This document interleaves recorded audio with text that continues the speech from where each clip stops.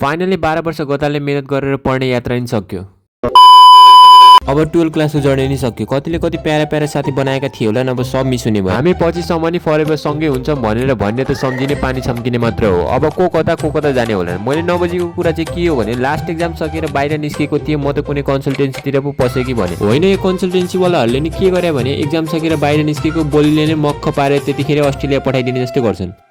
म त्यहाँ एकछिन के बाहिर उभिएको थिएँ, मलाई त यस्तो लाग्न थाल्यो कि कोही नेपालमा नबस्ने रहेछन् भनेर। जसलाई सोध्यो त्यही अस्ट्रेलिया जान्छु भन्छ। मैले त यस्तो केटाहरूलाई नि भेटेँ जसले हिजो भर्खर मेरो त दुईटामा ब्याक लाग्छ भन्दै आज सोद्धा त म नि अस्ट्रेलिया जान्छु भन्छन् अरे। तिनीहरूलाई त झन्डै मैले घिच्चुको हानेर थिच्चुको बसाइदिएँ। उनीहरूको कन्फिडेन्स देख्दा त यस्तो लाग्छ कि अस्ट्रेलिया जानु भनेको वीरगन्जबाट टाँगा चढेर अक्सोल बजार जानु जत्तिकै सजिलो हो। यता बोर्डर कट्यो उता सिक्दै कंगारुसँग सेल्फी। मतलब वो अलग ही लेवल का बंदा था। कोही नेपालमा बस्ने काटछाट नै छैन भने कन्सल्टेन्सीहरूको गुलियो गफ सुनेर सबैजना यस्तो मक्ख छन् कि मानव भिसा त उनीहरूले नागरिकता जस्तै खल्तीमै रेडी छ। तिमीहरू पनि कमेन्टमा यस्तो साथीले मेन्सन गर जो अस्ट्रेलिया जान उमुक उमुक भइरहेको छन्।